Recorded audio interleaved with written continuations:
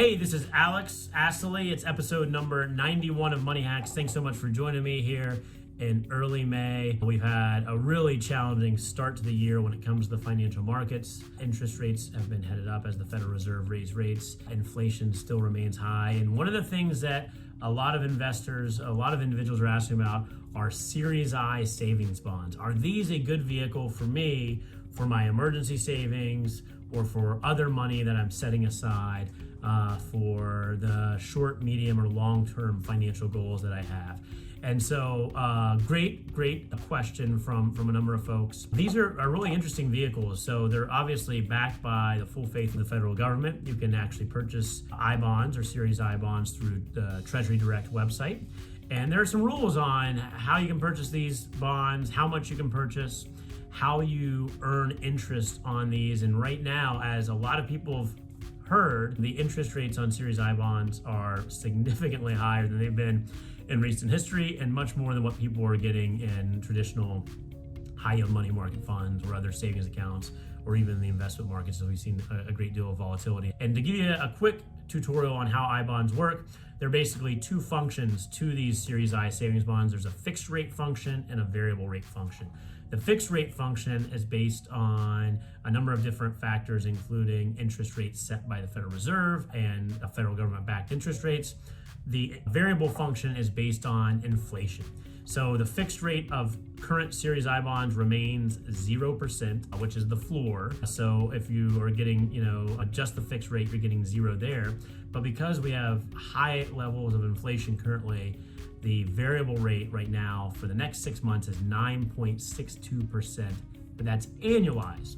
So what that really means, if you were to invest in an I bond today in early May, over the course of the next 6 months, you would earn 4.3% on your investment. And so they take that for the next 6 months and they say, well, if we annualize that, that would be 9.6%. A little more than what you actually get. You get 4.3% for the next 6 months. And then after that, it gets reset again for the following 6 months. And then thereafter, it continues to reset both the fixed rate, which has been zero for a long time, and the variable rate.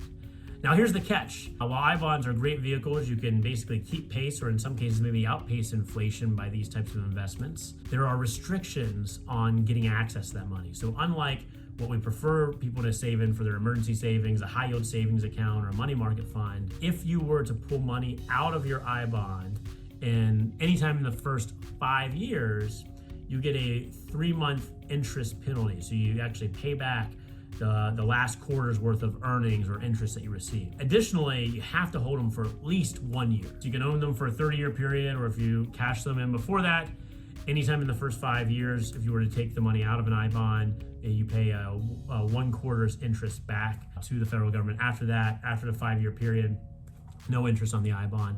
You're also capped on how much you can invest, $10,000 per person going electronic payment through Treasury Direct. You can also do an extra $5,000 if you're getting a tax refund of $5,000 or more.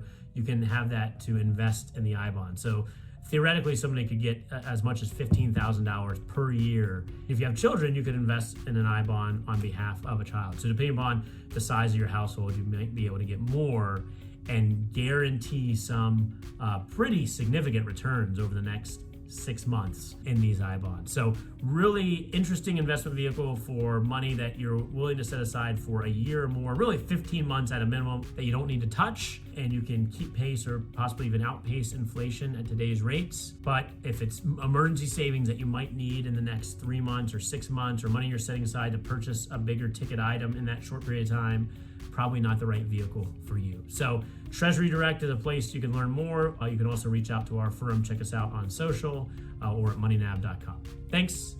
See you next time.